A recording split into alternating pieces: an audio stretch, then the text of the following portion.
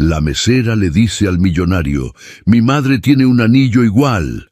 Lo que pasa lo cambia todo. El silencio que cayó sobre la mesa número 4 del restaurante L'Élite, en el corazón más exclusivo de Polanco, fue más pesado que el plomo. No fue un silencio gradual, fue un corte seco, brutal, como si alguien hubiera desconectado el ruido ambiente del salón entero. Las risas contenidas, el tintineo del cristal de baccarat, el murmullo de los negocios multimillonarios cerrándose sobre platos de trufa blanca, todo se evaporó. Elena sintió cómo el aire se le atoraba en la garganta, quemándole los pulmones. Sus manos, envueltas en los inmaculados guantes blancos que exigía el código de vestimenta del lugar, temblaban imperceptiblemente alrededor de la charola de plata esterlina. Acababa de pronunciar la frase. Las palabras habían salido de su boca antes de que su cerebro pudiera frenarlas, impulsadas por un instinto visceral, por un fantasma del pasado que le había arañado el pecho al ver la joya. «Mi madre tiene un anillo igualito». Frente a ella, don Rodrigo de la Vega parpadeó lentamente. Era un hombre que exudaba poder desde la forma en que respiraba hasta la manera en que ocupaba el espacio. Su traje azul marino, un Hermenegildo Segna hecho a la medida en Milán, abrazaba sus hombros con la arrogancia de quien sabe que puede comprar el edificio entero sin despeinarse. En su muñeca izquierda, un Patek Philippe Grand Complications de 4 millones de pesos descansaba perezosamente contra el mantel de lino belga. Un reloj que costaba más de lo que Elena, sus vecinos en la colonia Doctores y probablemente sus futuros hijos ganarían en 3 vidas de trabajo a destajo. Rodrigo bajó lentamente la copa de cognac Louis XIII que estaba a punto de llevarse a los labios. El líquido ámbar apenas se movió. Sus ojos, 2 pedazos de carbón frío y calculador, se clavaron en Elena. Primero hubo sorpresa, luego incredulidad, y finalmente una rabia oscura y venenosa que le torció la comisura de los labios en una sonrisa sin alegría. «¿Cómo dijiste, muchacha?» La voz de Rodrigo era baja, rasposa, pero tenía el filo de una navaja de afeitar. No era una pregunta, era una trampa. A su lado, su acompañante, una mujer rubia con un vestido de diseñador y la cara tan estirada por el botox que apenas podía registrar emociones, soltó una carcajada nasal, aguda y cruel. «Ay, Ro, por favor, la servidumbre de hoy en día ya no tiene filtros. Seguramente la gata esta lo vio en un tianguis de Tepito y se confundió», dijo la mujer agitando la mano con desdén, haciendo tintinear sus propias pulseras de oro macizo. Elena tragó saliva. El sabor metálico del miedo se mezcló con su propia sangre. Se estaba mordiendo el interior de la mejilla con tanta fuerza que ya se había lastimado. «Cállate», se gritó a sí misma en su mente. «Cállate, baja la cabeza, pide perdón y lárgate. Tu mamá te necesita. El seguro médico no se va a pagar solo». Pero sus ojos, traicioneros, no podían apartarse de la mano izquierda de Rodrigo. Ahí estaba, el anillo. Un diamante azul de corte antiguo, flanqueado por 2 zafiros oscuros, montado sobre una banda de platino macizo que parecía estar trenzada.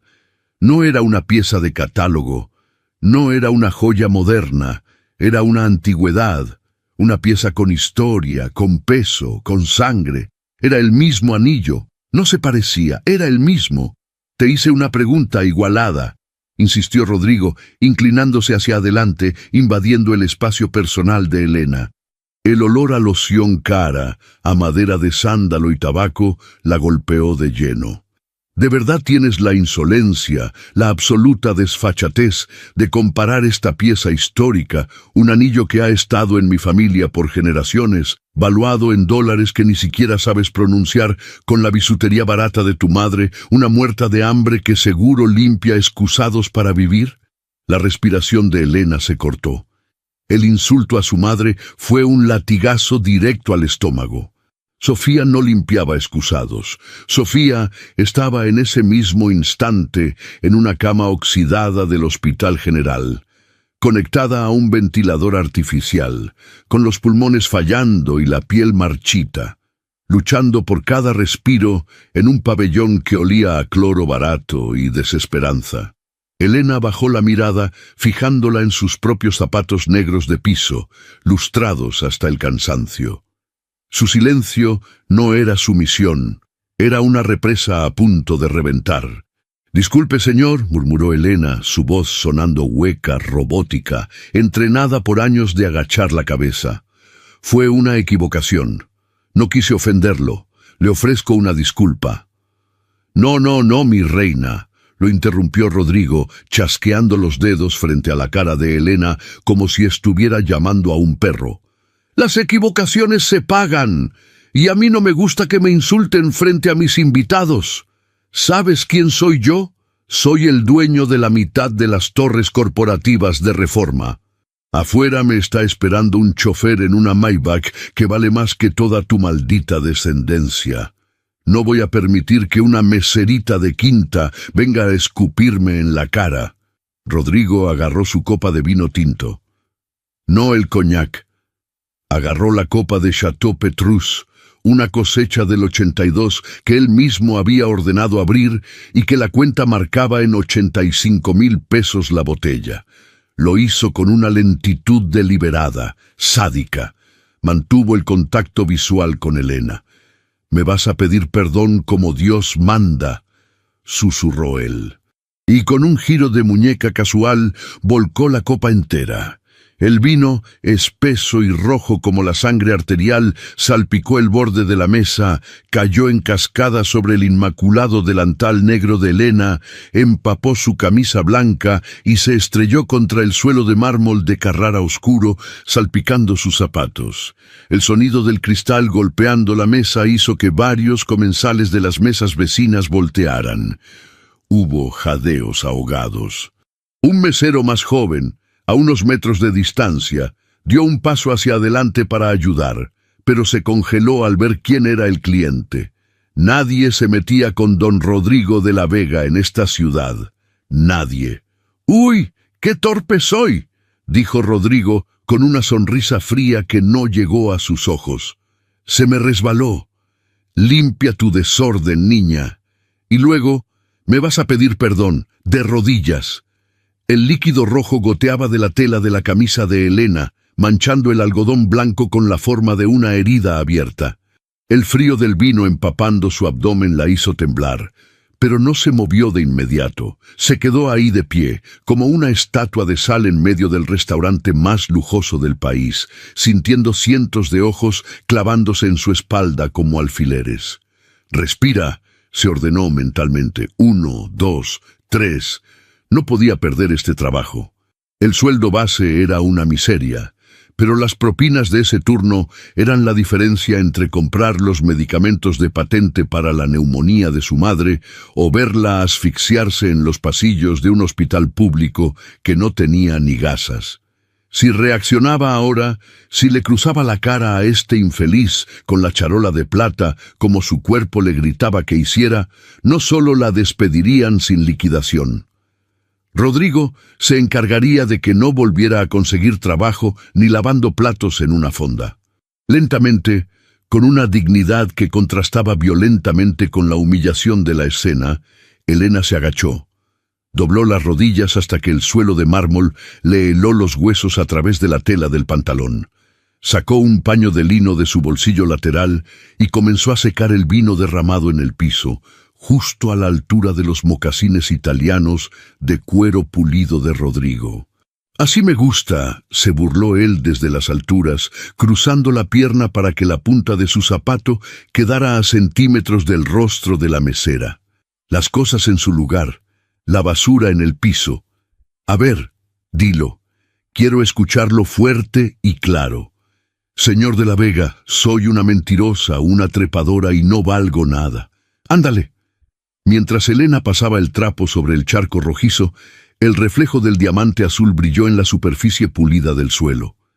Un destello frío, Mientras limpiaba, su mente viajó a los casilleros del personal en el sótano del restaurante. Allí, dentro de una mochila gastada y descolorida, oculta en el fondo del bolsillo más pequeño, descansaba una fotografía vieja. Una Polaroid desgastada de los bordes, fechada en 1998, tomada en la finca La Consentida en Chiapas. En la foto, su madre, Sofía, joven, radiante, con un vestido de manta y sonriendo al sol. Y en su mano izquierda, levantada para apartarse el cabello de la cara, estaba ese mismo anillo. Exactamente el mismo diamante azul, los mismos zafiros, la misma trenza de platino. Elena no estaba adivinando. Ella sabía la verdad. Sabía que ese anillo no le pertenecía a Rodrigo por generaciones. Sabía que, si alguien tuviera el coraje de quitarle la joya de ese dedo gordo y soberbio y mirara en el interior de la banda de platino, no encontraría las iniciales de los de la Vega. Encontraría una inscripción tallada a mano, microscópica, irregular, hecha por el bisabuelo de Elena. Para ese, dueña de mi tierra y de mi alma. Sofía se lo había contado 1000 veces antes de que la enfermedad le robara la voz. El anillo era el sello de la propiedad original de las tierras donde hoy se levantaba el emporio agrícola e inmobiliario que hizo inmensamente rico a Rodrigo. Un anillo arrancado a la fuerza en medio de la noche, el mismo día que el abuelo de Elena desapareció en un supuesto accidente en la carretera, dejando a la familia en la ruina total. Elena no estaba humillada en el piso, estaba recolectando información, estaba viendo a su enemigo de cerca. «¿Qué pasa? El gato te comió la lengua», exigió la rubia botoxeada, pateando ligeramente el trapo de Elena. «Haz lo que te dice el señor». En ese momento, pasos apresurados resonaron por el pasillo. Don Arturo, el gerente del restaurante, un hombre rechoncho que sudaba copiosamente dentro de su traje negro, llegó casi derrapando. Al ver la escena, el vino derramado, la mesera en el suelo, don Rodrigo furioso, su cara palideció. «Don Rodrigo, por el amor de Dios, 1000 disculpas», chilló don Arturo, sacando su propio pañuelo para intentar, inútilmente, limpiar el borde de la mesa, empujando a Elena a un lado. «¡Qué atrocidad! Esta inútil será despedida en este mismo instante. Elena, levántate inmediatamente, animal, y lárgate de mi vista». Rodrigo levantó una mano, deteniendo los frenéticos movimientos del gerente. Su anillo brilló amenazador bajo las luces de cristal de Murano. «No tan rápido, Arturo», dijo Rodrigo, disfrutando cada segundo del poder que ejercía sobre esos dos seres a los que consideraba insectos. «Tu empleada me insultó. Dijo que mi anillo de compromiso, una reliquia invaluable, era una copia barata de algo que su madre tiene. Una reverenda pendejada. No me basta con que la despidas. Si se va ahorita, la voy a demandar a ella y al restaurante por daños morales e insolencia. Los voy a hundir a los dos. Voy a hacer que este lugarcito cierre mañana mismo por inspección sanitaria. Tengo a la delegación en la bolsa, tú lo sabes». Don Arturo empezó a hiperventilar. Miró a Elena con un odio absoluto, sus ojos desorbitados. «Elena, por favor», le siseó el gerente, agarrándola del brazo manchado de vino y apretando hasta dejarle marcas rojas. «Pídele perdón, pídeselo de rodillas, haz lo que el señor diga, o te juro que me encargo de que te pudras en la cárcel por daños. ¿Qué estás esperando, estúpida?» Elena se soltó del agarre del gerente con un movimiento brusco. Se incorporó lentamente, pero no se levantó del todo. Sus rodillas seguían en el mármol manchado. El silencio en el restaurante era absoluto. Nadie comía, nadie hablaba. Todos eran espectadores de la ejecución social. Miró directamente a Rodrigo. Ya no había miedo en sus ojos oscuros, herencia de su linaje chiapaneco. Había una calma aterradora, la calma del ojo del huracán. «Lo siento mucho, señor de la Vega», dijo Elena. Su voz clara, fuerte, resonando en la acústica perfecta del salón, asegurándose de que cada mesa la escuchara. Siento mucho haber dicho que mi madre tiene un anillo igual al suyo. Fui una impertinente. Le ruego me perdone. Rodrigo sonrió con suficiencia, recostándose en su silla, inflado por la victoria. Cruzó los brazos, victorioso. Así me gusta. Una gata domada. Vete de aquí y que no te vuelva a ver la cara en mi vida. Y Arturo, tráeme otra botella, que esta gata apestaba y me quitó el hambre. Elena se levantó, lenta, pausadamente. El vino rojo goteaba de su camisa hacia el suelo. Plip, plip. Agachó la cabeza y comenzó a caminar hacia las puertas batientes de la cocina. No lloró, no tembló. Mientras empujaba las puertas para desaparecer del salón, su mano se cerró en un puño tan apretado que las uñas se le clavaron en la palma de la mano hasta sacar sangre. Había agachado la cabeza por última vez.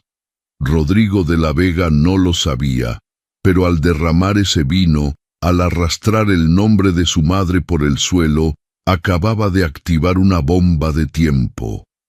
Elena iba a destruir su imperio, y el anillo en su dedo gordo iba a ser la llave. El impacto térmico al cruzar las puertas batientes de la cocina fue brutal. Atrás dejaba el aire acondicionado a 19 grados exactos, perfumado con sutiles notas de jazmín y dinero viejo. De frente la recibió un muro de calor asfixiante, olor a grasa quemada, ajo rostizado y el caos coreografiado de 20 cocineros gritando comandas. Elena caminaba como un fantasma. El vino de 85,000 pesos se enfriaba sobre su piel, pegándole la camisa al abdomen como una segunda capa de humillación. A su paso, el estrépito de sartenes de cobre chocando contra el fuego se fue apagando. Sus compañeros, desde el lavaplatos hasta el chef ejecutivo, congelaron sus movimientos al verla entrar empapada de rojo, temblando, con la mirada clavada en el suelo de baldosas antideslizantes. No hubo tiempo para preguntas. Un segundo después las puertas volvieron a abrirse de golpe, estrellándose contra la pared. Era don Arturo. Venía rojo como un tomate, hiperventilando, con las venas del cuello palpitando a un ritmo peligroso. ¡A mi oficina! ¡Ahorita mismo, pendeja!, rugió el gerente, soltando un manotazo al aire que hizo retroceder a un par de garroteros. Elena no dijo una palabra. Caminó por el pasillo estrecho, esquivando botes de basura industrial, hasta meterse al cubículo sin ventanas que don Arturo llamaba oficina. Era un cuarto sofocante, atestado de cajas de facturas, que olía a sudor viejo y desinfectante barato de pino. Un contraste grotesco con los candelabros de cristal de Murano que colgaban a solo 20 metros de distancia. Arturo cerró la puerta de un portazo que hizo vibrar las paredes de tabla roca. Se dejó caer en su silla giratoria, frotándose la cara con ambas manos, respirando como si acabara de correr un maratón. ¿Te das cuenta de lo que acabas de hacer, estúpida?, siseó el gerente, bajando la voz pero destilando un veneno que le quemaba la garganta. ¿Tienes la más mínima idea de quién es el hombre al que acabas de insultar? Es don Rodrigo de la Vega. Ese cabrón es dueño de Aseguradora del Norte, es el principal accionista del banco que nos da la nómina, tiene a diputados comiendo de su maldita mano. Con una sola llamada puede hacer que nos clausuren este lugar y nos dejen a todos en la puta calle. Elena se quedó de pie. Sus manos temblaban ligeramente a los costados, manchadas del tinte violáceo del vino. Mantenía la mirada fija en un calendario descolorido colgado en la pared. Él tiró el vino a propósito, don Arturo, dijo ella con un hilo de voz, pero sin titubear. Yo solo dije una verdad. El anillo... ¡Me vale madres el puto anillo!, estalló Arturo, golpeando el escritorio de melamina con el puño cerrado, haciendo saltar un bote de plumas. Tú no eres nadie para hablarle a un cliente. Tú eres parte del decorado, Elena.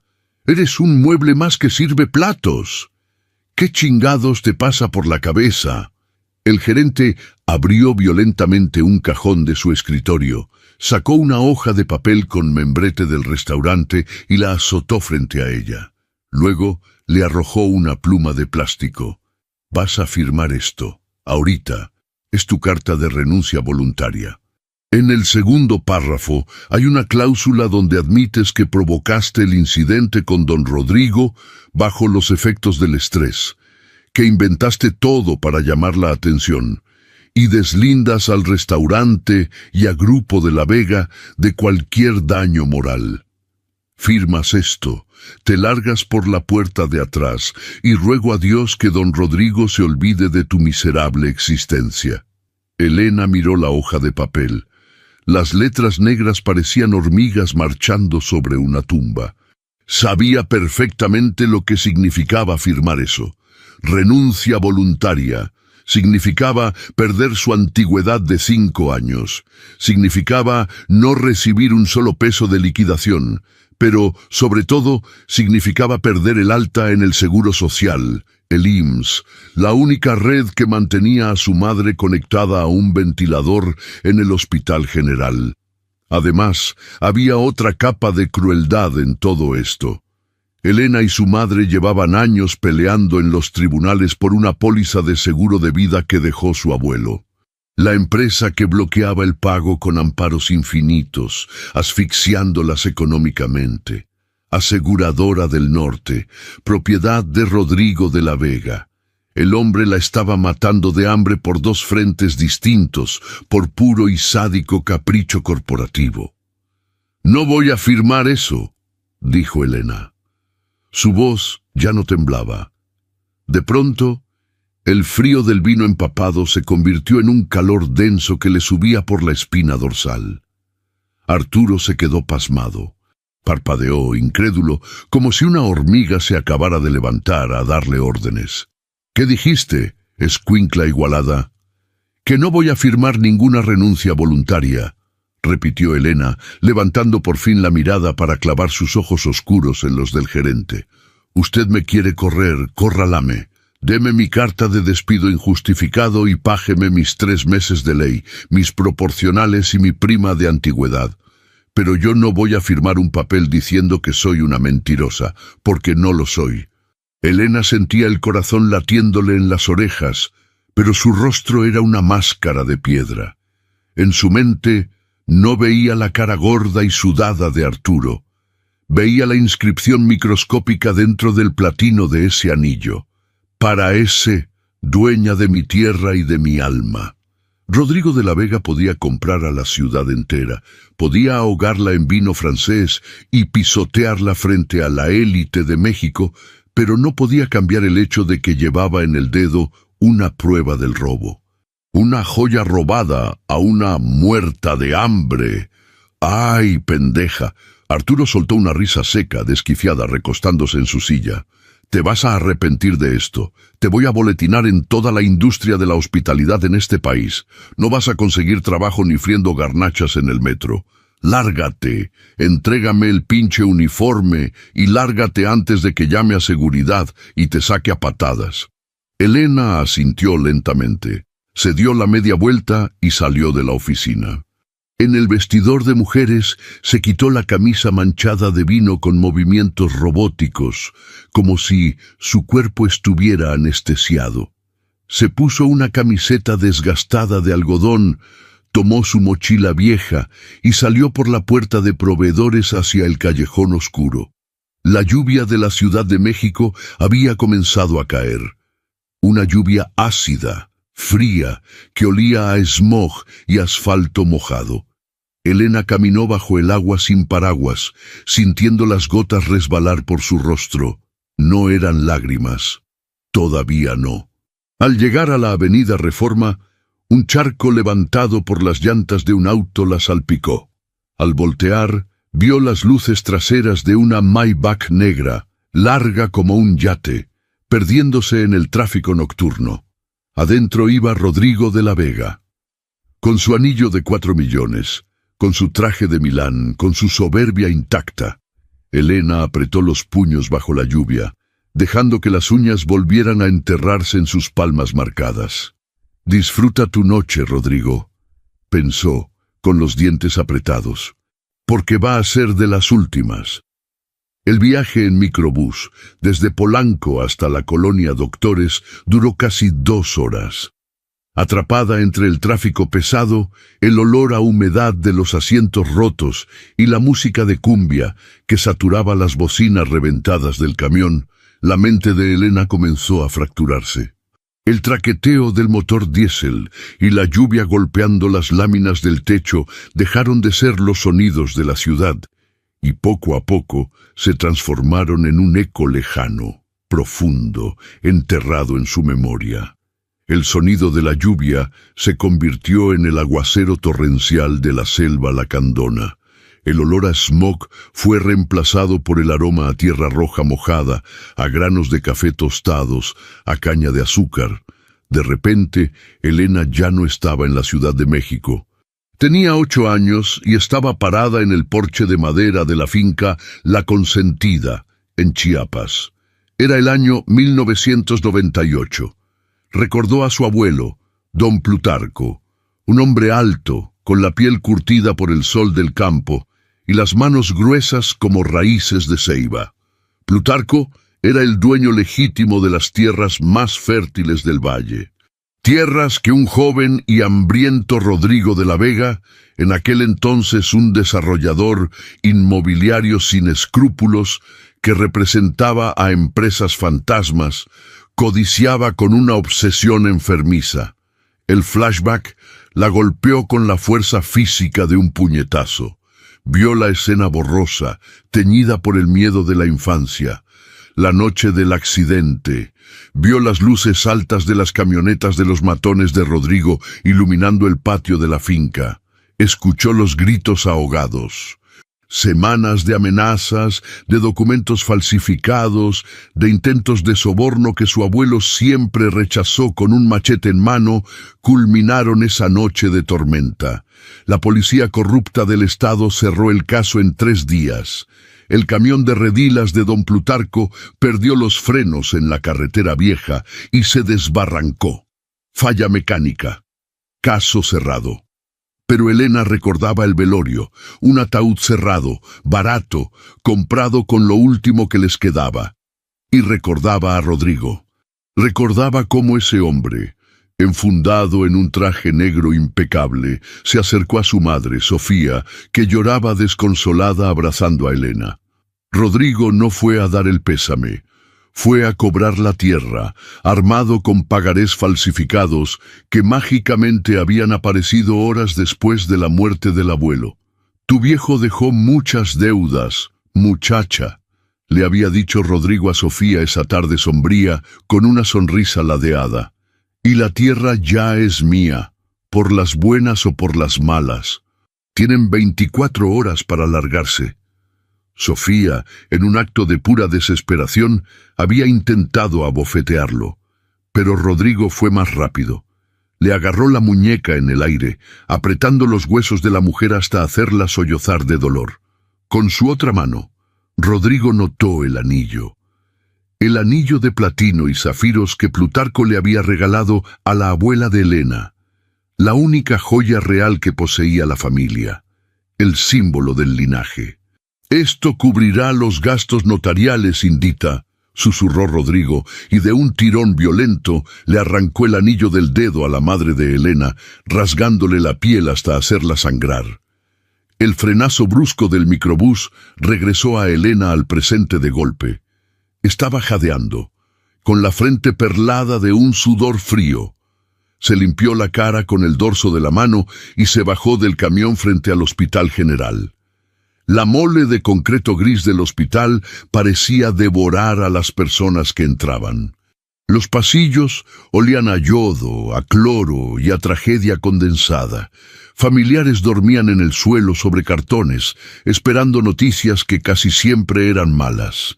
Elena caminó con paso automático hasta el pabellón 4, terapia intermedia. Allí estaba Sofía. Su madre, la mujer fuerte de la finca chiapaneca, ahora estaba reducida a una sombra de huesos frágiles, conectada a un monitor cardíaco que parpadeaba débilmente y a un tanque de oxígeno que silbaba a cada segundo. Su piel tenía un tono cenizo, marchito. Elena se sentó en la silla de plástico desvencijada junto a la cama. Le tomó la mano a su madre. Estaba helada. «Mamá», susurró Elena, con la voz quebrándose por primera vez en toda la maldita noche. «Perdóname». Sofía se movió lentamente. Sus párpados cayeron y se abrieron, pesados por los medicamentos sedantes. Al ver a su hija, la comisura de sus labios intentó esbozar una sonrisa. Se quitó la mascarilla de oxígeno con dedos temblorosos. «Mi niña». La voz de Sofía era un susurro rasposo, como hojas secas aplastadas. «¿Por qué lloras?». Elena negó con la cabeza, las lágrimas finalmente desbordándose, cayendo libres por sus mejillas. No podía contenerlo más. «Lo vi, mamá. Lo vi hoy». Elena apretó la mano frágil de su madre. Vi a Rodrigo de la Vega. El cuerpo entero de Sofía se tensó. El monitor cardíaco aceleró su ritmo con un pitido agudo, bip, bip, bip. Los ojos nublados de la mujer de repente brillaron con una intensidad que asustó a Elena. Era el fuego antiguo, el fuego de la dueña de la consentida, despertando de sus cenizas. «Llevaba el anillo, mamá», continuó Elena, atropellando las palabras entre sollozos, desahogando años de rabia reprimida. «El anillo de la abuela. Lo presumía frente a todos y me humilló, mamá. Me tiró el vino encima, me obligó a limpiar el piso, me llamó gata y me corrieron, nos quitaron el seguro. Ya no sé qué hacer, no puedo pagar esto. Él nos quitó todo, mamá. Nos quitó a mi abuelo, nos quitó la tierra y ahora me quitó el trabajo». Elena recostó su cabeza sobre las sábanas delgadas del hospital, llorando en silencio. Esperaba que su madre le acariciara el cabello, que le dijera que todo estaría bien, que se resignaran, pero Sofía no hizo eso. Con un esfuerzo sobrehumano, ignorando la falta de aire en sus pulmones destrozados, Sofía se incorporó a medias en la cama. Sus manos, nudosas y conectadas a vías intravenosas, agarraron el rostro de Elena y la obligaron a levantar la cabeza. «Mírame», ordenó Sofía, su voz adquiriendo una firmeza sobrenatural, una autoridad de acero puro. Elena parpadeó, sorprendida por la fuerza de su madre. «Ese hombre no nos quitó todo», dijo Sofía, respirando con dificultad entre cada palabra. «Creyó que sí. Creyó que mi padre era un ranchero ignorante, que solo dejó deudas. Pero tu abuelo sabía que Rodrigo vendría por él. Lo supo semanas antes de morir». Sofía soltó a Elena y con dedos temblorosos pero precisos, comenzó a palpar el borde del pequeño morral de tela desgastada que siempre tenía colgado en la barandilla de la cama, donde guardaba su rosario de madera y su peine. Con las uñas buscó una costura secreta, un doble fondo que Elena nunca había notado. Tiró del hilo grueso con fuerza. La tela vieja cedió con un rasguido. De las entrañas de ese morral miserable, Sofía extrajo un objeto pequeño, pesado, frío. Se lo puso a Elena en la palma de la mano y le cerró los dedos encima. Elena abrió la mano lentamente. Era una llave antigua, larga, oxidada en los bordes, con el número 402, troquelado burdamente en el cabezal de bronce.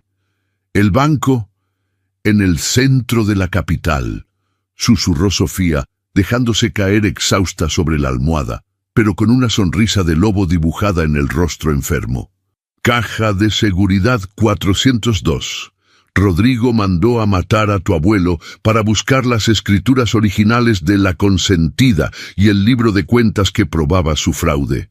Revolvió toda la hacienda y nunca las halló. Por eso tuvo que falsificar todo. Elena miró la llave. El metal frío le quemaba la palma. Era el peso de la sangre derramada, el peso de 20 años de miseria, el peso de la justicia dormida. La prueba de su delito, la prueba que lo manda a la cárcel y nos devuelve todo, está en esa caja, Elena. Sofía se puso la mascarilla de oxígeno de nuevo, respirando hondo. Tu abuelo me la dio la noche antes de morir, y yo he esperado 20 años a que tú estuvieras lista para usarla. Elena cerró el puño alrededor de la llave con tanta fuerza que los nudillos se le pusieron blancos. La tristeza, el miedo y la humillación se evaporaron instantáneamente de su cuerpo, siendo reemplazados por una determinación fría, letal, quirúrgica. ¿Qué se necesita para abrirla?, preguntó Elena, su voz sonando a metal afilado. Sofía la miró a los ojos, compartiendo el mismo entendimiento silencioso y feroz. «2 cosas, mi niña», dijo Sofía, su voz apenas audible bajo el plástico de la mascarilla. «Esta llave y presentar ante el gerente del banco el sello de identidad que autorizó tu abuelo, el anillo con la inscripción. Tienes que recuperar el anillo, Elena. Sin él, la llave no sirve de nada». Elena guardó la llave en el bolsillo profundo de sus pantalones. Se puso de pie. Se secó el rastro de las lágrimas de la cara con el dorso de la manga manchada de vino tinto de 80,000 pesos. Ya no era la mesera asustada, la muchacha humillada en el suelo de mármol. Era la heredera de La Consentida, y Rodrigo de la Vega no tenía la menor idea de la guerra que acababa de desatar. «Voy a recuperar lo que es nuestro, mamá», dijo Elena, mirando hacia la ventana negra del hospital donde la tormenta arreciaba. «Y le voy a arrancar ese anillo del dedo, aunque se lo tenga que cortar». El sol apenas arañaba los tinacos de asbesto de la colonia Doctores cuando el rugido de un motor de 12 cilindros sacudió la vecindad. Elena llevaba horas sentada en la única silla no coja de su cocina, con una taza de Nescafé frío entre las manos y la llave de bronce oxidada descansando sobre la mesa de hule florido. No había pegado el ojo en toda la noche. Cada vez que cerraba los párpados, veía el destello azul del diamante y escuchaba la respiración mecánica de su madre aferrándose a la vida en el hospital. El ruido afuera no era el de los camiones repartidores de gas ni el de los claxones del tráfico matutino. Era un zumbido grave, pesado, amenazador. Los ladridos frenéticos del solovino, el perro callejero que dormía junto a los lavaderos comunes, fueron la primera alerta. Luego, el silencio anormal de los vecinos. Elena se levantó despacio, guardó la llave en el bolsillo interior de su chamarra de mezclilla y se asomó por la rendija de su ventana, apartando la cortina deshilachada. El callejón, normalmente lleno de charcos aceitosos y basura, estaba bloqueado por una caravana de la infamia. 2 camionetas Suburban blindadas, negras como la boca de un lobo, flanqueaban un automóvil que parecía una nave espacial varada en un basurero. Una Mercedes Maybach S680 bicolor.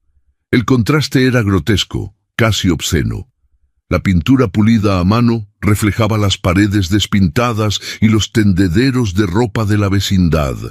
Las puertas de la Suburban se abrieron al unísono.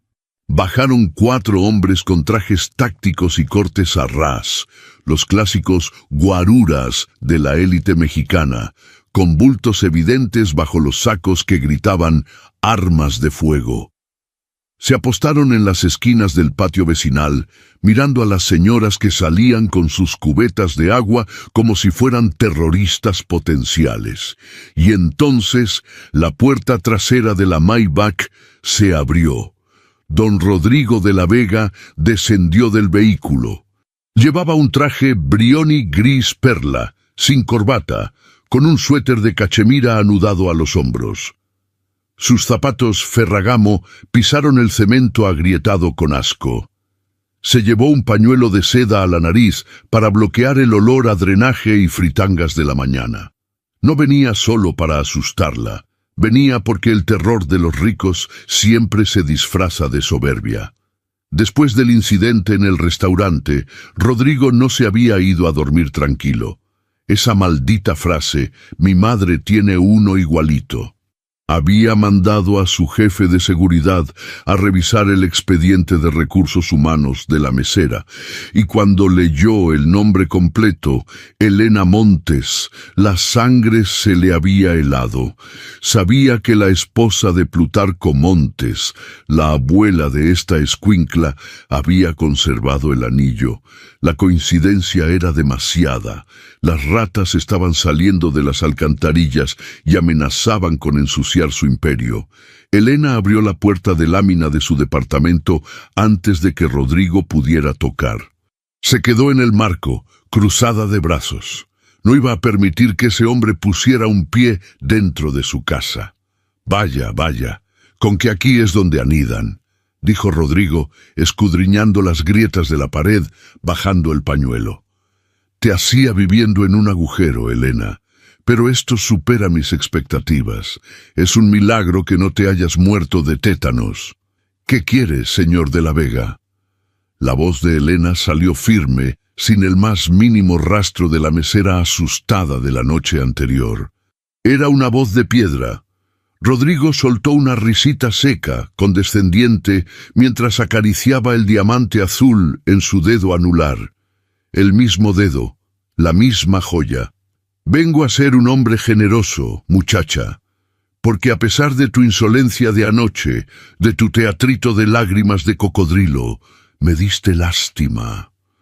Rodrigo metió la mano en el bolsillo interior de su saco y sacó una chequera de piel de cocodrilo con el logo de Banorte Banca Patrimonial. Con una pluma Montblanc que valía más que el cuarto de Elena, firmó un cheque con rapidez. Me enteré de que tienes a tu madrecita enferma. Un drama de telenovela barata, pobrecita. Arrancó el cheque con un sonido seco y lo sostuvo entre dos dedos, ondeándolo en el aire húmedo de la vecindad. 1.000.000 de pesos, libres de polvo y paja. Puedes cobrarlo hoy mismo y sacar a tu madre de ese matadero público donde la tienen. Rodrigo dio un paso al frente, bajando la voz para que solo ella lo escuchara, destilando veneno puro. A cambio, tú y esa vieja moribunda agarran sus chivas y desaparecen de la Ciudad de México. Se largan de regreso a su selva en Chiapas, o a donde se les dé la regalada gana, y no vuelven a pronunciar mi nombre ni el de mis empresas. Si te vuelvo a ver cerca de Polanco, el próximo accidente en la carretera no será de tu abuelito, será tuyo. ¿Me entiendes, gata? Elena miró el pedazo de papel. Un 1 seguido de 6 ceros. Era la salvación inmediata. Era oxígeno de tanque privado, enfermeras 24 horas, una casa con piso de cerámica, comida caliente. Era todo lo que siempre le había faltado. Para Rodrigo, eso era la morralla que apostaba en una tarde de golf en el club campestre. Los vecinos observaban desde las escaleras en un silencio tenso. Don Chuy, el del puesto de periódicos, tenía la mano metida en su delantal, agarrando quién sabe qué herramienta. Doña Carmelita rezaba un Ave María en un susurro, sintiendo la tensión en el aire. El barrio estaba midiendo a la fiera. Elena extendió la mano lentamente. Sus dedos, todavía manchados ligeramente por los restos del vino tinto en sus cutículas, tomaron el cheque. Rodrigo sonrió ampliamente, una sonrisa depredadora, asumiendo su victoria. Todos tienen un precio, pensó el magnate, sobre todo los muertos de hambre. Pero Elena no bajó la mirada. Mantuvo sus ojos fijos en los de él. Ojos oscuros y profundos. Con un movimiento pausado, deliberado, Elena juntó sus manos y rasgó el papel a la mitad. El sonido del papel rompiéndose resonó en el patio como un disparo silenciado. Rodrigo parpadeó, incrédulo. Su sonrisa se congeló y luego se desmoronó por completo. Elena juntó las dos mitades y volvió a rasgarlas. Y otra vez, hasta que el cheque de 1.000.000 de pesos quedó reducido a confeti inservible. Con un gesto de absoluto desprecio, le arrojó los pedazos de papel a la cara a Rodrigo. Los fragmentos revolotearon en el aire, cayendo sobre los hombros del traje Brioni y aterrizando en el charco de lodo junto a los zapatos italianos. «Mi silencio cuesta mucho más que su limosna, don Rodrigo», dijo Elena, su voz vibrando con una fuerza que hizo retroceder instintivamente a uno de los guaruras.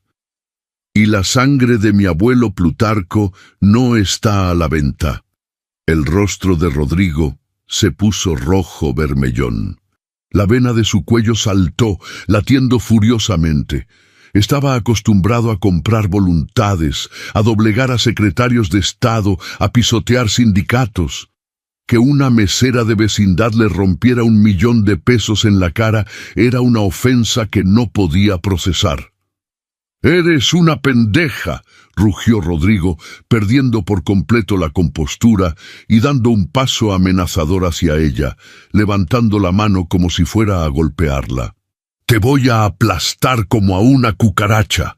Te voy a dejar en la puta calle y voy a hacer que desconecten a tu madre hoy mismo».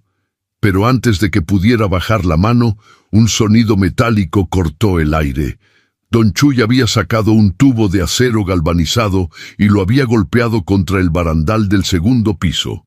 A su lado salieron 3 muchachos de la talachera de la esquina, cruzados de brazos. El Brian, el cerrajero de la cuadra, bajó las escaleras sosteniendo un bate de aluminio, sin decir una palabra. Las puertas de la vecindad comenzaron a abrirse una por una. 20, 30 personas del barrio rodearon silenciosamente el patio. Nadie gritó. Nadie hizo aspavientos. Solo cerraron filas alrededor de la puerta de Elena. Rodrigo miró a su alrededor, súbitamente consciente de que estaba en territorio enemigo. Sus 4 guaruras llevaron las manos a las armas, pero sabían que no podían disparar contra 30 personas sin salir linchados. Elena no se inmutó. La humillación que Rodrigo intentó infligirle se había convertido en gasolina pura para sus pulmones. «Lárguese de mi casa, señor de la Vega», dijo Elena con una calma letal. «Lárguese con su dinero y su reloj caro. Nos vemos pronto. Y cuide bien ese anillo. Le queda poco tiempo en su dedo». Rodrigo, temblando de una furia impotente, escupió al suelo y se dio la vuelta. Caminó hacia la Maybach, empujando a uno de sus propios hombres en el proceso. Subió al auto y cerró la puerta de un portazo que hizo temblar los cristales. Las camionetas blindadas arrancaron quemando llanta, dejando atrás una nube de humo negro que se disipó lentamente en la humedad de la Doctores. Elena respiró hondo. Había cruzado la línea de no retorno. Rodrigo sabía quién era, y ahora usaría todo su imperio para aplastarla. Necesitaba actuar rápido, necesitaba un aliado. Apenas 2 horas después de la visita de Rodrigo, Elena estaba caminando bajo la llovizna gris hacia la estación de Metro Valderas. Necesitaba llegar al banco en el centro, aunque no sabía exactamente qué iba a hacer cuando llegara. Su madre le había advertido: sin el anillo, la llave no sirve. Presentarse sola con una llave vieja en la caja de seguridad de una de las sucursales bancarias más resguardadas del país, controlada en parte por las empresas de la Vega, era un suicidio. La arrestarían antes de llegar a la bóveda. Estaba a punto de cruzar la avenida Cuauhtémoc cuando un automóvil negro, un sobrio pero imponente Lincoln Town Car, se detuvo suavemente junto a la acera, cortándole el paso por el paso de cebra. El cristal trasero bajó con un zumbido eléctrico. En el interior, un hombre mayor de unos 70 años, con cabello completamente blanco y un porte de dignidad inquebrantable, La miraba con una expresión indescifrable. Vestía un traje de 3 piezas de lana fría inglesa, de un corte clásico que no gritaba dinero como los de Rodrigo, sino que susurraba poder antiguo, del tipo que se hereda y se respeta. «Señorita Montes», dijo el hombre. Su voz era profunda, educada, con la cadencia de alguien acostumbrado a ser escuchado en tribunales. «Le sugiero que suba al auto. Rodrigo de la Vega tiene a 3 hombres siguiéndola desde que salió de su vecindad. Si entra a ese metro, dudo mucho que salga por la otra estación». Elena se tensó, mirando de reojo. A media cuadra, 2 tipos con chamarras de cuero que no encajaban en la multitud miraban fijamente hacia ella. Su corazón dio un vuelco. «¿Quién es usted?», preguntó Elena, apretando la correa de su mochila con fuerza. «Mi nombre es Mauricio Valenzuela. Soy abogado penalista. Y anoche yo ocupaba la mesa número 6 en la Elite.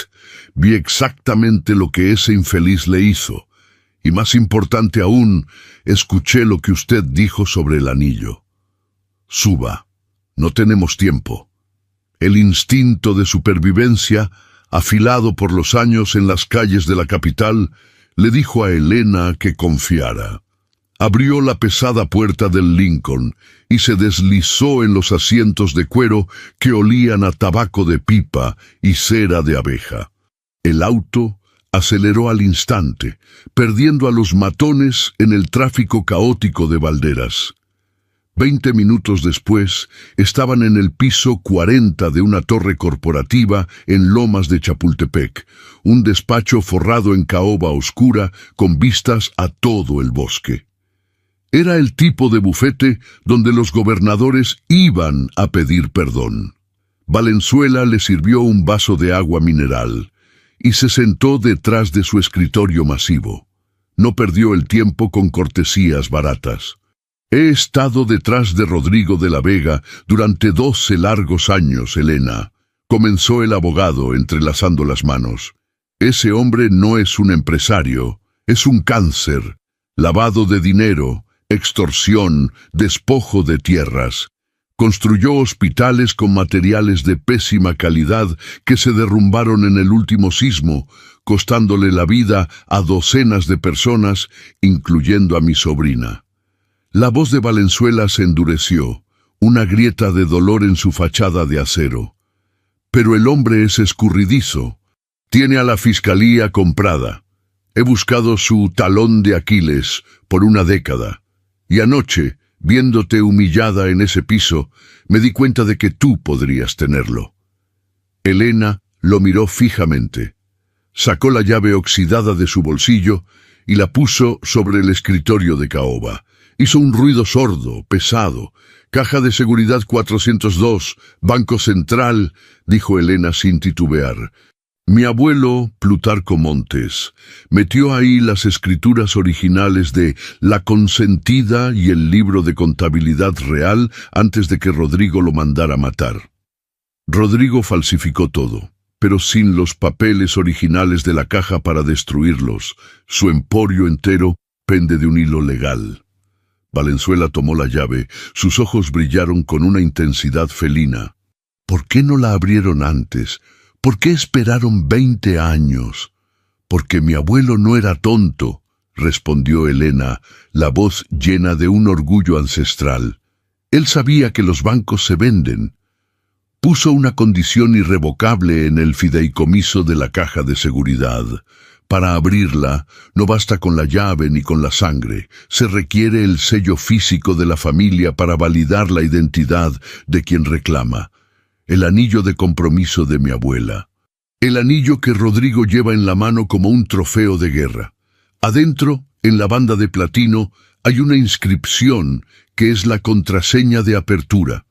El licenciado Valenzuela se recargó en su silla, soltando el aire lentamente. Una sonrisa lenta, calculadora y letal comenzó a dibujarse en su rostro arrugado. «Ese imbécil», murmuró el abogado negando con la cabeza, maravillado por la arrogancia humana. «Se robó el anillo por pura crueldad. creyendo que era solo una joya cara para humillar a tu madre. No tiene idea de que ha estado cargando la ganzúa de su propia celda en el dedo durante 20 años. Se lo puso porque es soberbio, y la soberbia ciega. Valenzuela abrió su laptop y giró la pantalla hacia Elena. Mostraba un póster digital, elegante, con letras doradas. Gala benéfica anual del Club de Industriales, premio al Filántropo del Año, otorgado a don Rodrigo de la Vega. Lugar, exconvento de San Hipólito, sábado 21/7. ¿Qué crees que sim? Esto es mañana por la noche, Elena, dijo Valenzuela, señalando la pantalla. Estará ahí la crema y nata del país. Gobernadores, dueños de televisoras, la prensa nacional entera.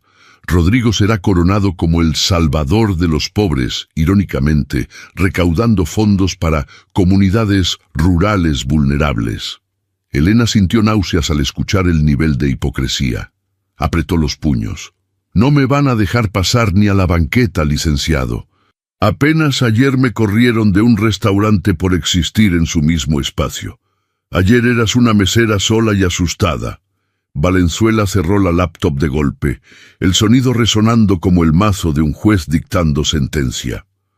Hoy eres mi clienta. Hoy eres la heredera de la fortuna Montes. Yo soy miembro de la junta directiva de ese evento. Tengo el poder para meterte por la puerta grande. Y no solo eso. Tengo a un juez de Distrito Federal, un hombre intachable que no está en la nómina de Rodrigo, listo para ejecutar una orden de cateo e incautación corporativa en el instante en que esa bóveda se abra. El abogado se levantó y caminó hacia la enorme ventana de cristal, mirando la ciudad que Rodrigo de la Vega creía poseer. Pero aquí está el problema, muchacha. No podemos robarle el anillo a escondidas. Si Rodrigo lo pierde o denuncia un robo, la condición del banco se bloquea por protocolo de seguridad. El sello tiene que ser entregado en presencia de testigos. Tienes que hacer que él mismo se lo quite. Tienes que acorralarlo delante de todos para que te lo muestre, y yo me encargaré del resto. ¿Estás lista para humillarlo frente al país entero? Elena se levantó, su pequeña figura recortada contra la luz de la gran ciudad. Ya no le pesaba la noche de desvelo, ni el miedo a los matones. El recuerdo del vino cayendo sobre su ropa había transmutado en una armadura. «Licenciado», dijo Elena, recogiendo su llave del escritorio y guardándola cerca de su corazón. «A ese hombre no solo le voy a quitar el anillo, lo voy a dejar más pobre que a las personas que jura ayudar». La trampa estaba puesta, el escenario estaba listo. La mesera estaba a punto de sentarse a la mesa de los dueños del país. El ex convento de San Hipólito, en el corazón del centro histórico, estaba bañado en una luz ámbar que lo hacía parecer un palacio de oro macizo. Las columnas de cantera volcánica, mudos testigos de siglos de historia mexicana, estaban ahora adornadas con cascadas de orquídeas blancas importadas de Colombia. El aire olía a perfume de diseñador, a laca para el cabello, a faisán trufado y a la inconfundible fragancia del dinero viejo y el poder impune. Era la gala benéfica anual del Club de Industriales, el Olimpo de la élite de México. En la mesa principal, bajo un candelabro monumental que derramaba prismas de luz sobre los comensales, estaba sentado don Rodrigo de la Vega. Vestía un smoking de Tom Ford hecho a la medida, y su sonrisa ensayada y blanqueada con carillas de porcelana brillaba para los fotógrafos de las revistas de sociales. A su alrededor, secretarios de Estado, banqueros y dueños de televisoras brindaban con champaña Dom Periñón de un viñedo que él acababa de comprar en Francia. El pretexto de la noche era recaudar fondos para el desarrollo rural. La realidad era coronar a Rodrigo como el intocable filántropo del año. Afuera, la lluvia ácida de la ciudad seguía cayendo. Pero adentro, el clima era perfecto. Elena cruzó el arco principal del convento, flanqueada por el licenciado Valenzuela. No llevaba el uniforme manchado de vino tinto. Valenzuela le había conseguido un vestido negro, de corte clásico y líneas sobrias, sin un solo adorno. Su cabello oscuro caía liso sobre sus hombros y su rostro no tenía una gota de maquillaje. No intentaba encajar. Su austeridad era un grito de guerra en medio de aquel mar de lentejuelas, cirugías plásticas y diamantes obscenos. El maestro de ceremonias, un famoso presentador de noticias de la televisión nacional, golpeó su copa con un tenedor de plata. El sonido cristalino silenció a los 500 invitados. «Señoras y señores», anunció el presentador con su voz de barítono prefabricada. «Es un honor para mí llamar al estrado a un hombre cuya generosidad solo es superada por su visión empresarial. Un constructor de México, un amigo de los menos afortunados. Con ustedes, nuestro filántropo del año, don Rodrigo de la Vega». Los aplausos estallaron, atronadores y serviles. Rodrigo se levantó, abotonándose el saco con un gesto de falsa modestia. Caminó hacia el podio de acrílico transparente, subió los 3 escalones y ajustó el micrófono. Levantó las manos para pedir silencio, y la luz de un reflector rebotó directamente en el enorme diamante azul que llevaba en su dedo anular izquierdo. El destello cruzó el salón entero, como un faro. Elena y Valenzuela ya estaban caminando por el pasillo central. Los pasos de Elena eran firmes, acompasados, sin prisa. «Amigos míos», comenzó Rodrigo impostando una voz de profunda emoción. «Cuando miro a mi alrededor, no veo solo capital. Veo corazones. Veo a los herederos de un México que se levanta temprano para trabajar por los más vulnerables. Porque el éxito no se mide en cuentas bancarias, se mide en lo que le devolvemos a nuestra tierra». «Bah, usted no le devuelve nada a la tierra, don Rodrigo». La voz de Elena cortó el aire. No gritó a todo pulmón, no sonó histérica, pero la acústica perfecta de las bóvedas del siglo XVI amplificó su voz, clara, afilada y cargada de una dignidad que paralizó la respiración de los presentes. Había hablado con la proyección de quien tiene la verdad atorada en la garganta y decide escupirla entera. El silencio que siguió fue absoluto, asfixiante. 500 rostros giraron hacia el pasillo central. Los fotógrafos bajaron sus cámaras. Los tenedores quedaron suspendidos a milímetros de las bocas. Rodrigo parpadeó desde el podio, cegado momentáneamente por los reflectores, tratando de enfocar a la mujer de negro que avanzaba hacia él. Cuando la reconoció, la sangre se le escurrió del rostro por una fracción de segundo antes de que su habitual máscara de furia y arrogancia tomara el control.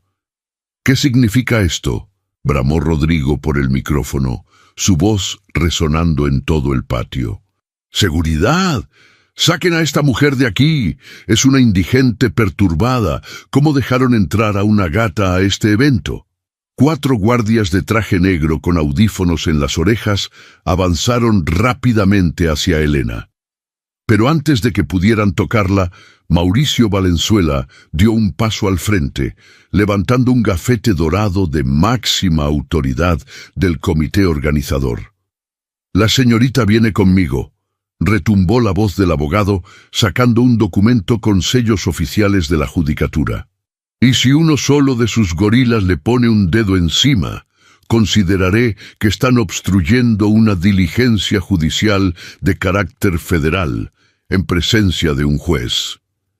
Valenzuela hizo una seña hacia la primera fila.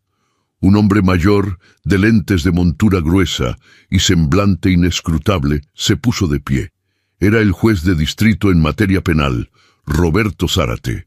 Un hombre conocido por no aceptar sobornos ni invitaciones a yates.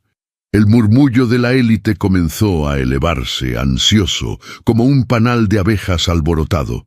Rodrigo aferró los bordes del podio de acrílico con tanta fuerza que los nudillos se le pusieron blancos.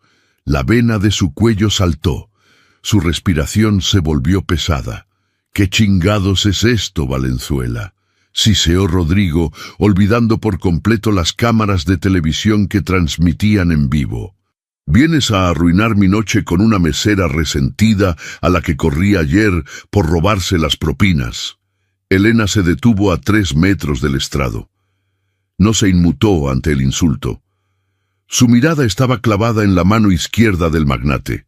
«Yo no vengo por sus propinas, Rodrigo», dijo Elena. Usó su nombre de pila, sin el don, sin el señor. Lo despojó de su título frente a sus pares. «Vengo por lo que le robó a mi abuelo, Plutarco Montes, la noche que lo mandó a matar en Chiapas. Vengo por las escrituras de la consentida». La multitud jadeó al unísono. Los periodistas de la fuente de negocios comenzaron a grabar con sus celulares, oliendo la sangre. Acusar de asesinato al hombre más rico del salón era un suicidio público, o la exclusiva de la década. Rodrigo soltó una carcajada forzada, estridente, que rebotó patéticamente en las paredes de piedra. «¡Estás loca, escuincla!». Plutarco Montes era un borracho endeudado que se desbarrancó en un camión.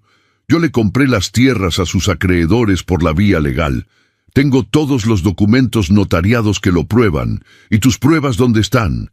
En tu imaginación de novelucha barata».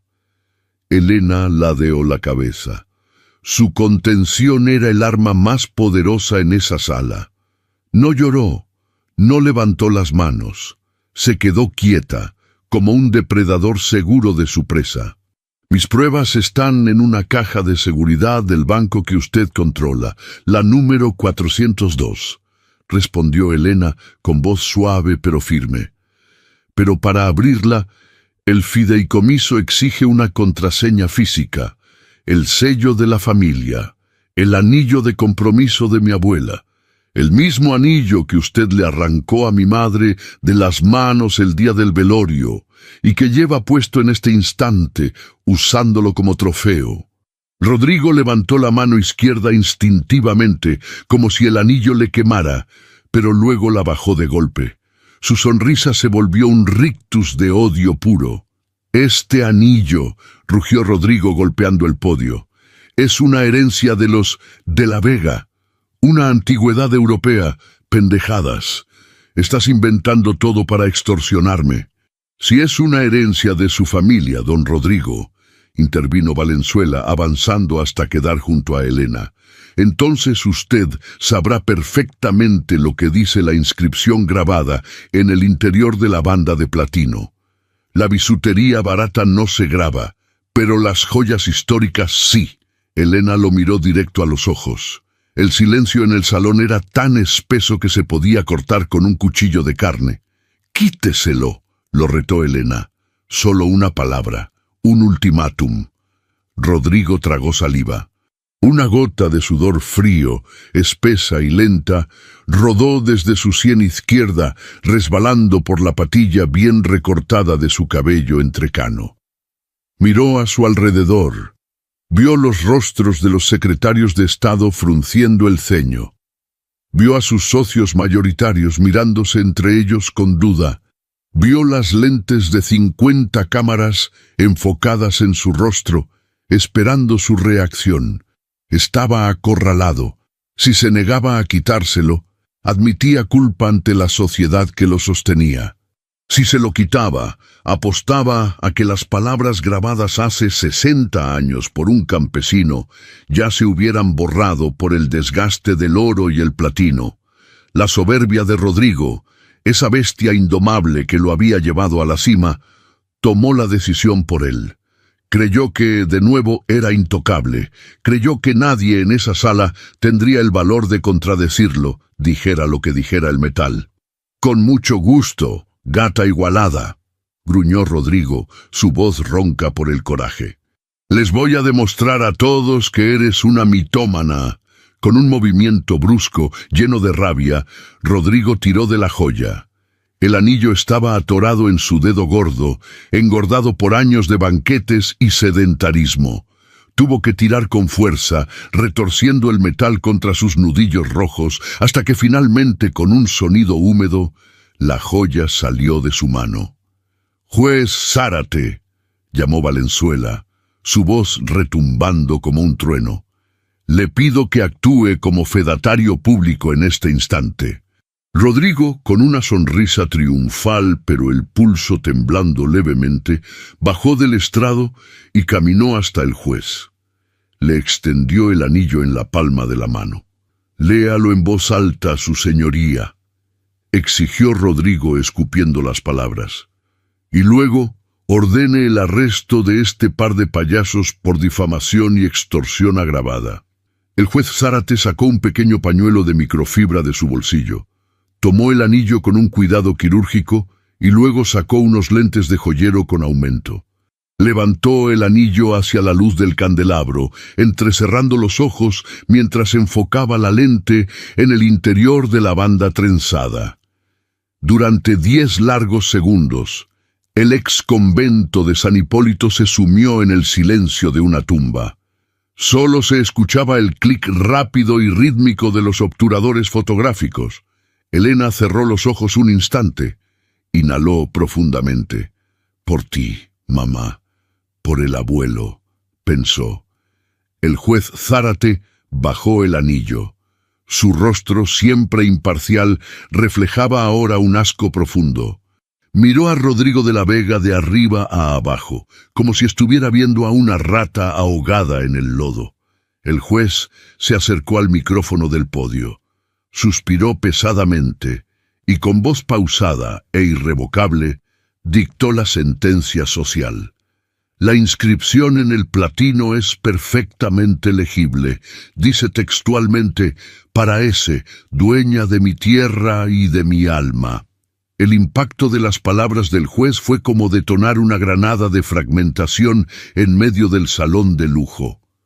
Hubo un grito ahogado colectivo. Los socios de negocios de Rodrigo retrocedieron físicamente de él, como si de repente portara una enfermedad contagiosa. El murmullo se convirtió en un caos de voces, exclamaciones y flashazos enceguecedores de las cámaras.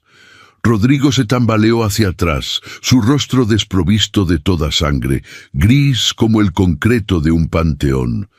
Negaba con la cabeza repetidamente, balbuceando algo ininteligible. «¡Es un truco!», logró gritar finalmente, su voz quebrándose en un agudo chillido de pánico, la máscara del magnate refinado haciéndose pedazos. «Valenzuela lo arregló. Es un montaje. El juez está comprado». Pero Valenzuela ya no lo escuchaba. El abogado hizo un gesto hacia las gigantescas puertas de caoba del convento. Las hojas de madera se abrieron de par en par. No eran guardias de seguridad del evento. Eran elementos de la Agencia de Investigación Criminal, AIC, fuertemente armados, con pasamontañas y chalecos tácticos con las siglas de la Fiscalía General de la República. Avanzaron en formación de cuña, cortando a través de la multitud de esmóquines y vestidos de seda, dirigidos por un fiscal federal de traje oscuro que sostenía un fajo de papeles. «Rodrigo de la Vega», anunció el fiscal federal, su voz ahogando el caos del salón.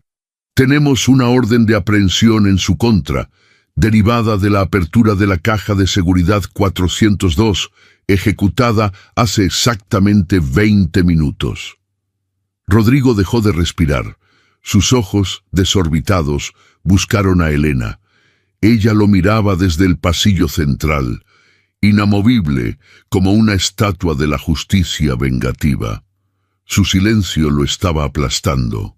En el interior de la caja, continuó el fiscal, leyendo del documento, se encontraron las escrituras originales de la propiedad La Consentida, que anulan automáticamente todos los títulos de propiedad emitidos a favor de Grupo de la Vega en los últimos 20 años. Asimismo, se encontró la libreta de contabilidad encriptada de Plutarco Montes, que detalla la maquinaria de lavado de dinero que usted utilizó para iniciar sus empresas fantasmas. «¡No, no, no!», Rodrigo empezó a retroceder, chocando contra la mesa principal, derribando copas de champaña y cubiertos de plata al suelo de piedra. El sonido del cristal rompiéndose hizo eco con su propia destrucción. «Soy don Rodrigo de la Vega, soy dueño de medio país, tengo fuero en 3 estados, ustedes no me pueden tocar». El juez Zárate apagó el micrófono. Ya no había necesidad de amplificar el patetismo de un hombre acabado. «Lo que usted es, señor de la Vega», dijo el juez Zárate, entregándole el anillo a Elena con una leve reverencia de respeto. «Es un homicida, un ladrón, y a partir de este minuto, un recluso federal. La unidad de inteligencia financiera acaba de congelar todos sus activos corporativos y personales, nacionales e internacionales. Usted ya no es dueño ni de los zapatos que lleva puestos». 2 agentes de la AIC avanzaron rápidamente, tomaron a Rodrigo por los brazos y lo obligaron a girar. El sonido metálico de las esposas cerrándose sobre las muñecas del filántropo del año fue la música más dulce que Elena había escuchado en su vida. Rodrigo pataleaba, escupía, lloraba. La soberbia se había evaporado, dejando a la vista a un cobarde miserable. Mientras los agentes lo arrastraban hacia la salida, pasando frente a la multitud que ahora lo grababa con desprecio para subirlo a redes sociales, su mirada se cruzó con la de Elena por última vez. «Me las vas a pagar, maldita gata. Te voy a mandar matar a ti y a tu vieja moribunda», gritó Rodrigo, la espuma blanca formándose en las comisuras de su boca, sus ojos inyectados en sangre. Elena dio un paso al frente. El salón entero contuvo el aliento, esperando que la mujer finalmente explotara, que le escupiera, que le gritara todas sus verdades acumuladas. Pero Elena no levantó la voz. Se acercó a él, apenas a medio metro de distancia. La lluvia ácida de la calle ahora soplaba por las puertas abiertas, revolviendo el cabello de la joven heredera. Elena levantó la mano izquierda. Entre su pulgar y su dedo índice sostenía el anillo. El diamante azul brillaba con una luz limpia, libre por fin de la carne de su verdugo. «Mi madre no está muriendo, Rodrigo», susurró Elena con una voz tan gélida y serena que hizo temblar al propio criminal. «Mi madre es la dueña de la tierra sobre la que usted construyó su mentira. Y a partir de hoy, usted es el que va a tener que limpiar el piso. Y yo me aseguraré de que no le alcance ni para comprar una curita. Llévenselo». Los agentes le dieron un tirón a las cadenas y Rodrigo de la Vega, el magnate, el intocable, desapareció por la puerta, tragado por la tormenta y las sirenas de las patrullas. En menos de 10 minutos, un imperio de 20 años construido sobre sangre y barro se había derrumbado hasta sus cimientos. Elena se quedó de pie en el centro del pasillo. Los 500 invitados más poderosos del país la miraban en absoluto silencio. Ya no veían a una mesera de Polanco. Veían a la mujer que acababa de derribar a un gigante usando únicamente la memoria de su sangre. Elena bajó la mirada hacia su mano. Apretó el anillo contra su pecho, justo sobre su corazón, y por primera vez en toda la noche, una lágrima silenciosa rodó por su mejilla. Habían ganado. Su abuelo, por fin, podía descansar en paz. Justicia en la mesa. 6 meses después de aquella noche en el ex convento de San Hipólito, el aire en la Ciudad de México tenía un sabor distinto. Ya no olía a lluvia ácida ni a desesperanza, olía a tierra mojada, a jacarandas floreciendo y a cuentas saldadas. Elena Montes estaba parada frente a un enorme ventanal de cristal templado en el piso más alto del Centro Médico ABC de Santa Fe.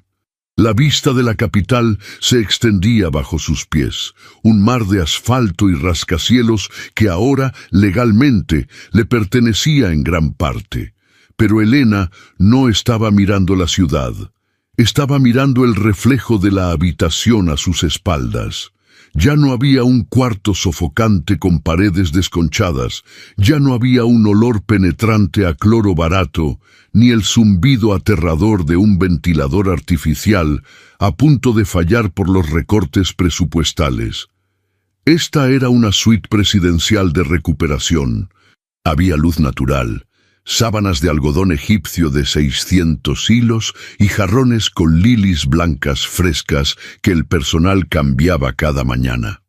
En el centro de la cama, sentada y bebiendo un té de manzanilla con manos que ya no temblaban, estaba Sofía, su madre.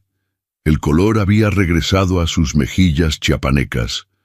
Sus pulmones, ahora tratados con la mejor biotecnología médica del continente que el dinero sí podía comprar, respiraban con una cadencia tranquila y profunda. Ya no era una sombra agonizante, era la matriarca de La Consentida, restaurada en toda su dignidad. Elena se apartó de la ventana y caminó hacia la cama.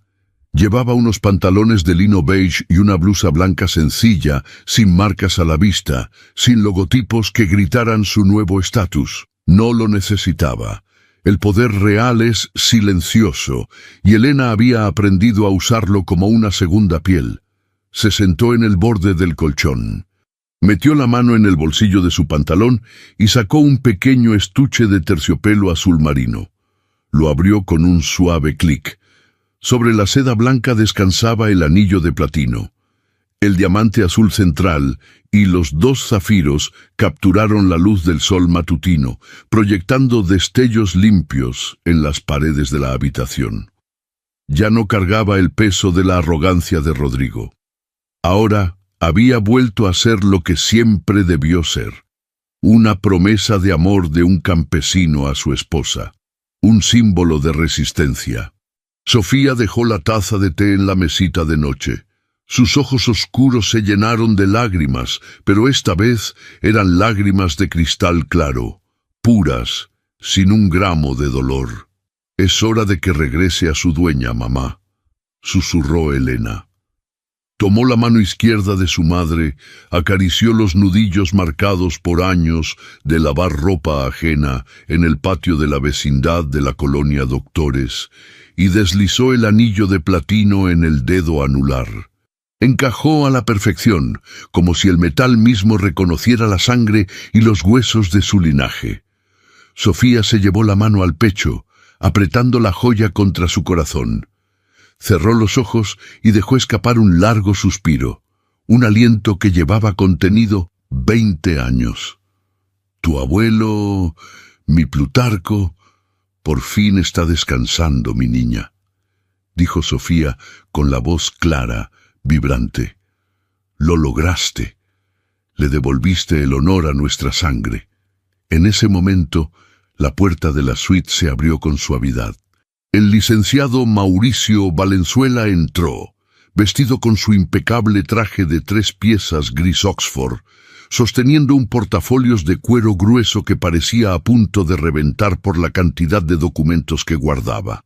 «Lamento interrumpir la escena familiar, señoras», dijo el abogado con una sonrisa cálida que suavizaba sus facciones severas. «Pero tenemos que firmar las últimas actas de liquidación. Y Elena, hay algo que no te dije anoche en el despacho. Una última sorpresa que los auditores encontraron al desmantelar el fideicomiso de Rodrigo de la Vega». Elena frunció el ceño intrigada. Se levantó y le ofreció una silla al abogado. «¿Aún hay más, licenciado? Creí que ya habíamos incautado hasta la última cuenta en las Islas Caimán». Valenzuela abrió el portafolios y sacó una carpeta gruesa con el sello de la Notaría Pública número 14. «Así es. Rodrigo usó las escrituras originales de la hacienda La Consentida como el aval principal para pedir los primeros préstamos multimillonarios con los que fundó Grupo de la Vega. Al probarse que el aval fue producto de un robo y un homicidio doloso, la ley mexicana establece la reversión de bienes. Eso ya lo sabíamos, por eso eres dueña de sus cuentas y sus edificios». Valenzuela hizo una pausa dramática, acomodándose los lentes. Pero lo que los contadores encontraron en la letra pequeña del fideicomiso inmobiliario es verdaderamente poético. El abogado sacó un mapa de la Ciudad de México lleno de puntos rojos y lo extendió sobre la mesa auxiliar. Elena, Rodrigo no solo era dueño de edificios de oficinas, era el dueño de los terrenos y de las razones sociales de varias cadenas de lujo. ¿Te acuerdas de Aseguradora del Norte, la que le negó el pago a tu madre? Ahora es tuya y ya ordené que se pagaran todas las pólizas retenidas injustamente a cientos de familias. Pero mira aquí. Valenzuela señaló un punto rojo específico en el corazón de Polanco.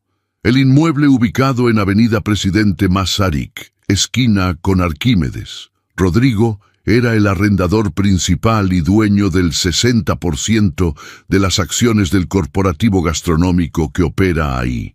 Los ojos de Elena se abrieron de par en par. Conocía esa dirección como la palma de su mano. Conocía el olor del mármol de Carrara, el frío del sótano de empleados y la textura de los manteles de lino belga. «L'élite», susurró Elena. Un escalofrío le recorrió la espina dorsal. «¿Me está diciendo que...?» «Te estoy diciendo, muchacha, que eres la dueña absoluta del restaurante donde hace 6 meses te humillaron tirándote vino en la cara», sentenció Valenzuela, cerrando la carpeta con un golpe seco. Y el gerente, un tal don Arturo, ha estado mandando correos electrónicos suplicando una audiencia con la nueva junta directiva, porque las cuentas del lugar están congeladas. Creo que es momento de que la dueña vaya a inspeccionar su propiedad. ¿No te parece? Elena miró a su madre. Sofía le dedicó una sonrisa afilada, asintiendo lentamente con la cabeza. Elena tomó su chamarra de mezclilla vieja, la misma que usaba en sus días de mesera, y se la puso sobre la blusa fina. Era el momento de cerrar el círculo.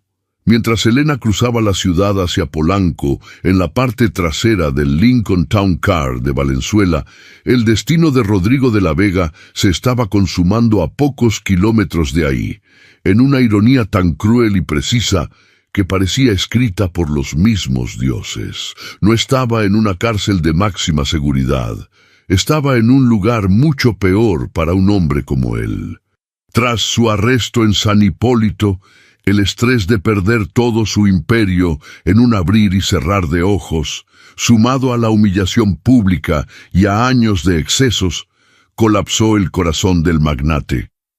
Sufrió un infarto agudo de miocardio en los separos de la fiscalía. Cuando los paramédicos lo subieron a la ambulancia, el protocolo de rutina dictó que debían trasladarlo a un hospital privado afiliado a su seguro. Pero ahí radicaba el castigo concreto. Al momento del arresto, las cuentas de Rodrigo fueron congeladas por la Unidad de Inteligencia Financiera. Su póliza dorada de gastos médicos mayores en Aseguradora del Norte fue anulada instantáneamente por ser producto de fraude corporativo. Rodrigo de la Vega ya no tenía dinero ni para pagar una aspirina. Como reo federal sin recursos, la ambulancia cambió de ruta. Ahora, don Rodrigo de la Vega, el hombre de los trajes Brioni y los Patek Philippe, estaba postrado en el pabellón 4 del Hospital General de la Ciudad de México. Exactamente el mismo pabellón y por azares del destino saturado. Exactamente la misma cama oxidada donde Sofía había agonizado meses atrás.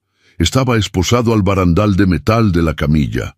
Llevaba una bata de hospital rala, lavada tantas veces que parecía de papel, abierta por la espalda. El calor de la sala comunal, llena de 50 enfermos gimiendo y tosiendo, era asfixiante.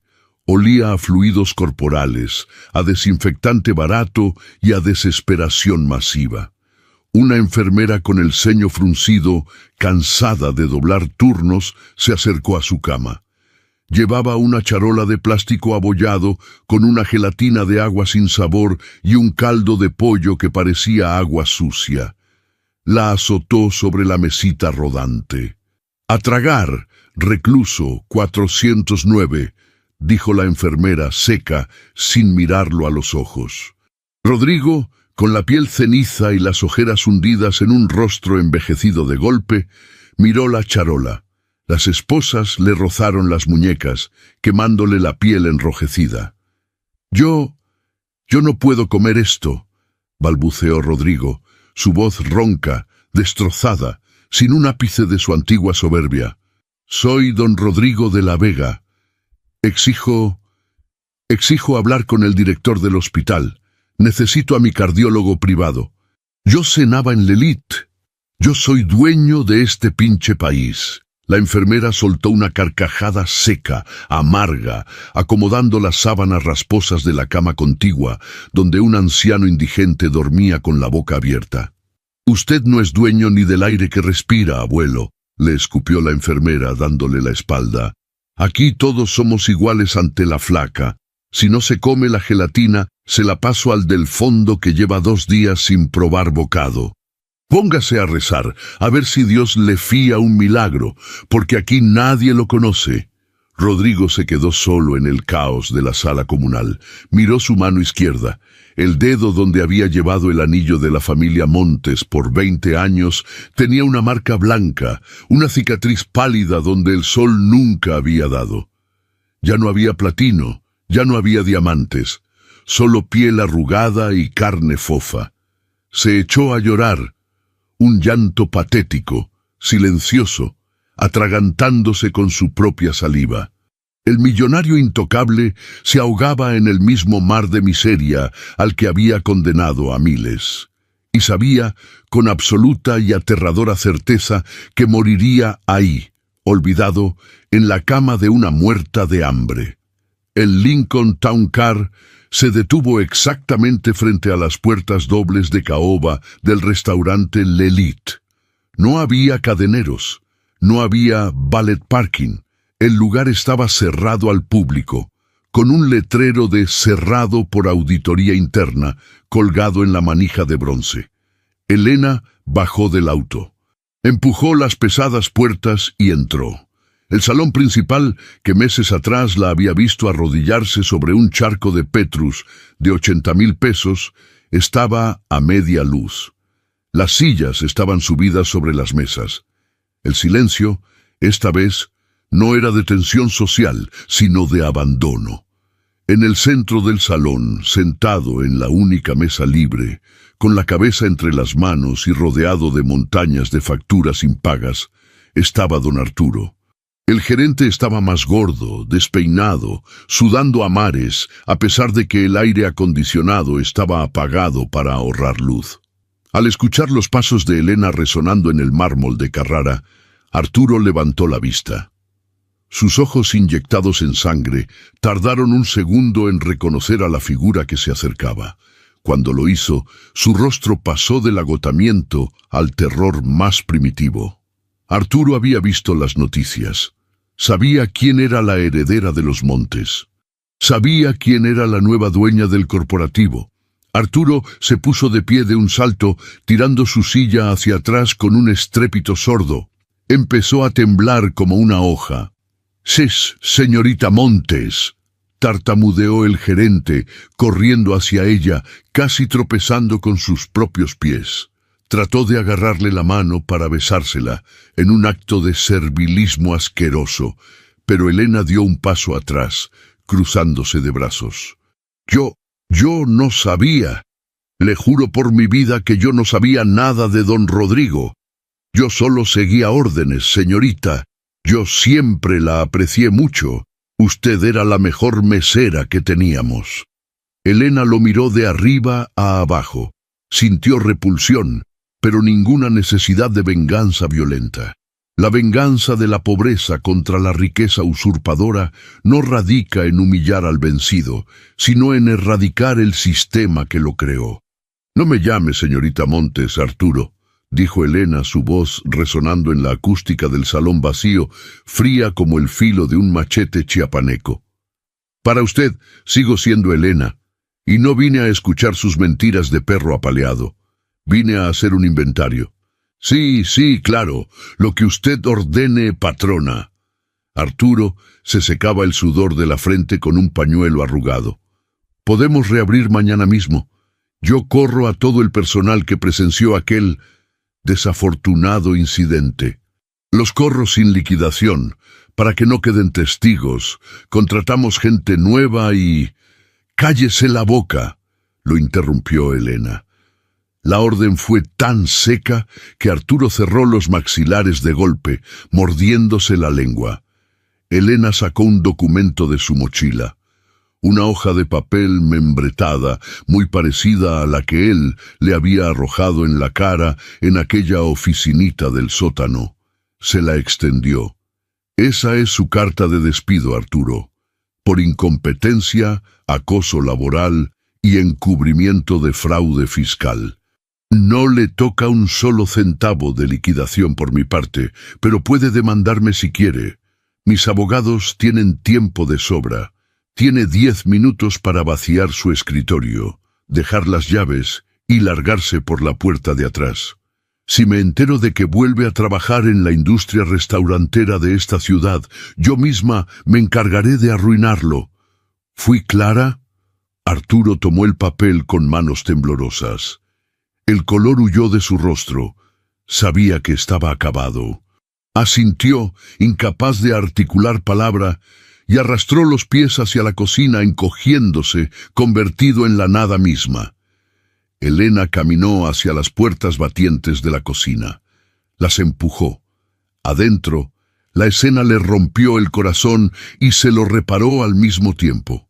Estaban todos, los 20 empleados, el chef ejecutivo, los lavaplatos, los garroteros, las meseras. Estaban sentados en cajas de verduras vacías, con el uniforme puesto a pesar de estar cerrados, esperando su destino. Al verla entrar se pusieron de pie. Hubo miedo en sus ojos. Ellos también sabían quién era ahora, pero Elena no los miró con superioridad. Sonrió, una sonrisa sincera, amplia, que le arrugó las comisuras de los ojos. «Tranquilos, muchachos», dijo Elena, caminando hacia el centro de la cocina, tocando el acero inoxidable de las estufas como si saludara a viejas amigas. «Arturo ya no trabaja aquí, y a partir de hoy, yo tampoco». Los empleados se miraron entre sí, confundidos. El viejo don Chema, el lavaplatos que le había regalado un pan dulce el día que le tiraron el vino, se atrevió a hablar. «¿Nos va a correr a todos, Elenita?», preguntó el anciano, con la voz quebrada. «Porque si es así, no más denos chance de sacar nuestras cosas de los casilleros». Elena se acercó a don Chema y le tomó las manos. Esas manos ásperas, quemadas por el cloro y el agua caliente, eran exactamente iguales a las de su abuelo Plutarco. Eran las manos de México. «A partir de hoy», anunció Elena levantando la voz para que todos la escucharan clara y fuerte, «Lelit deja de existir. Los abogados ya están tramitando los papeles.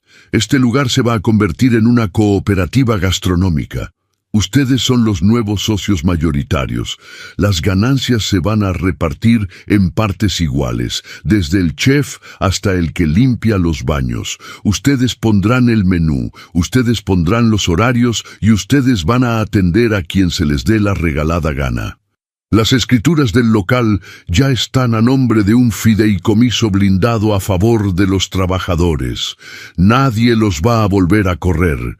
Nadie los va a volver a humillar». El silencio en la cocina fue absoluto, y luego, como un trueno, estalló en aplausos, llantos y gritos de júbilo. Las meseras corrieron a abrazarla. El chef se secaba las lágrimas con el delantal. Elena fue rodeada por el calor humano de su verdadera gente, y en ese abrazo colectivo, el olor a vino manchado de su memoria desapareció para siempre. Esa misma tarde, el cielo de la capital se despejó por completo. El sol pintaba de naranja los edificios viejos de la colonia Doctores. Elena bajó del taxi en la esquina de su antigua vecindad. No iba en el Lincoln, no llevaba escoltas. Caminó por la calle agrietada, esquivando a los niños que jugaban cascarita con un bote de frutzi aplastado. Al llegar al puesto de don Chuy, el señor de los periódicos que había sacado el tubo de acero para defenderla de Rodrigo, se detuvo. El anciano estaba acomodando las revistas de la tarde, escuchando una cumbia vieja en su radio de pilas. «¿Qué húbole, mi Helenita?», gritó don Chuy al verla limpiándose las manos en su delantal. «Mírate nomás, estás en la portada del periódico, chamaca. La heredera justiciera, te dicen ahora». «Ah, qué pinche orgullo». Elena sonrió con ternura. Sacó de su mochila 2 vasos de unicel humeantes. Se acercó al puesto y le extendió uno al viejo. «Le traje un café de olla de la fonda de doña Carmen, don Chuy, de los que le gustan, con harta canela». El viejo lo tomó con ambas manos, sintiendo el calor del vaso, y la miró a los ojos, buscando si la fortuna había cambiado el alma de la muchacha. No encontró soberbia, no encontró diamantes, solo la misma mirada profunda de la hija de Sofía.